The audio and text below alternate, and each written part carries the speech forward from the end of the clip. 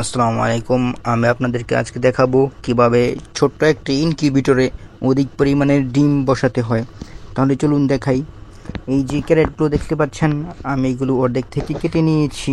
কেটে নিয়ে তারপর এই যেভাবে ফিটিং করে নিচে বসিয়েছি। দেখুন, তারপর ডিমগুলো ছড়িয়ে দিয়েছি এভাবে। যেখানে প্রচুর ডিম আছে আপনারা দেখতে পাচ্ছেন। এখন সবগুলো ডিম আমি এখানে বসাবো। তো প্রথমেই নিচে ভালো করে বসিয়ে নিচ্ছি।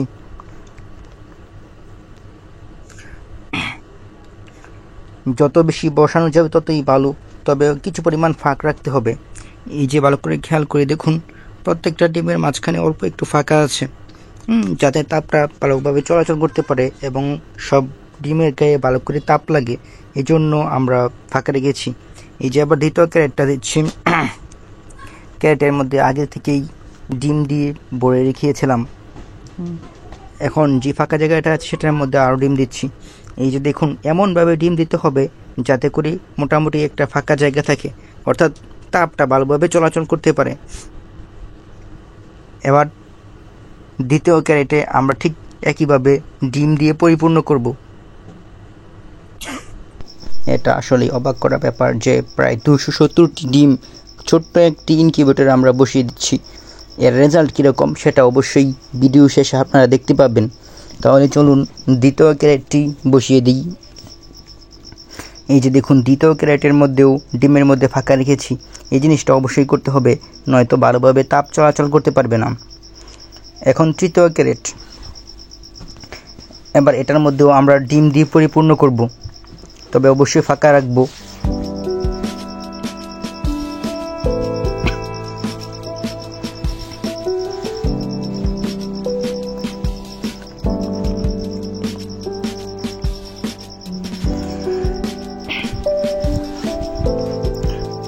তো তৃতীয় ক্যারেটটি দেওয়া হয়ে এলো। এখন দেখুন, এটার মধ্যে কি সুন্দরভাবে ফাঁকা রেখেছি এবং স্টেপ বাই স্টেপ একটার ওপর আর একটা ক্যারেট সুন্দর করে রেখে দিয়েছি। এবার আমরা চতুর্থ ক্যারেট, অর্থাৎ সর্বশেষ ক্যারেটটির মধ্যে ডিম রেখে তারপর এটার ভিতরে দেব। কিছু কোয়েল পাখি ডিম দেখতে পাচ্ছেন, মুরগির সাথে দিচ্ছি।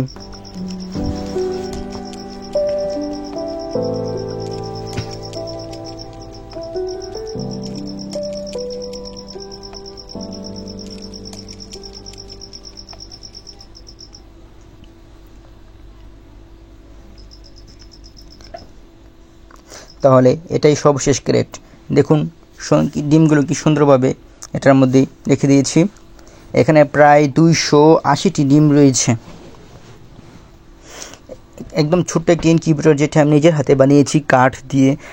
তার ভিতরে ভালোভাবে র্যাপিং করে সুন্দরভাবে ক্যারেট দিয়ে একটি র্যাক বানিয়ে সেটার মধ্যে ডিমগুলো রেখেছি।